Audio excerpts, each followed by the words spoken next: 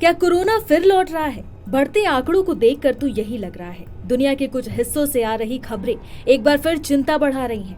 भले ही हालात पहले जैसे खतरनाक नहीं है, लेकिन कुछ देशों में कोरोना के केस अचानक तेजी से बढ़ने लगे हैं।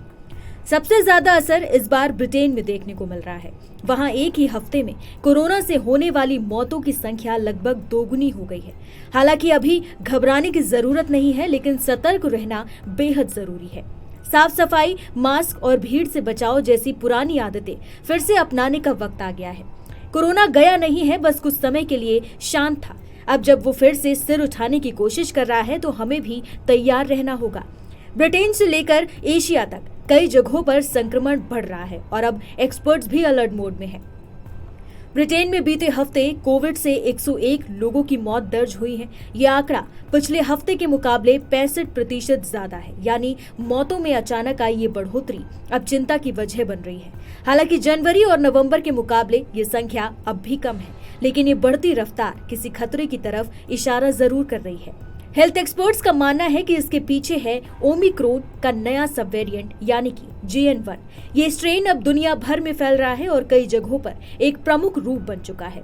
सिर्फ ब्रिटेन ही नहीं, एशिया के कई देशों में भी केस बढ़ने लगे हैं। सिंगापुर में पिछले हफ्ते 11,100 से बढ़कर 14,200 केस सामने आए। वहीं अस्पताल में भर्ती मरीजों की संख्या भी अब पहले से ज्यादा हो गई है।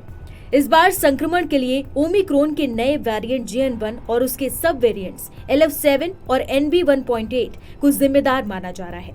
अमेरिका के जॉन्स हॉपकिंस यूनिवर्सिटी के अनुसार JN1 पहले के वेरिएंट्स की तुलना में ज्यादा आसानी से फैलता है, लेकिन ये बहुत गंभीर नहीं है। ये दुनिया के कई हिस्सों में सबसे आम वेरिएंट बना हुआ है। साइंटिस्ट भाषा में इसे ओमिक्रॉन BA.2.86 का सबलाइन माना गया है। इसका मतलब है कि ये वायरस बार बार म्यूटेट हो रहा है, यानी खुद को बदल रहा है। JN1 वेरिएंट चीन, सिंगापुर, थाईलैंड में फैल रहा है। इन देशों में मरीजों की संख्या लगातार बढ़ रही है।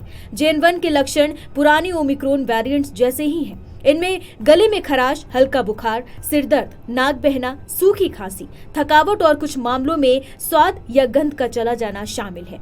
अभी तक की रिपोर्ट्स के अनुसार ये लक्षण हल्के से मध्यम स्तर के हैं और ज्यादातर मरीज बिना अस्पताल गए ही ठीक हो रहे हैं। तो सवाल ये है, क्या हमें फिर से डरने की जरूरत है? तो इसका जवाब है नहीं, लेकिन सतर्क जरूर रहना होगा, क्योंकि ये वायरस हर बार नए रूप में लौट आता है।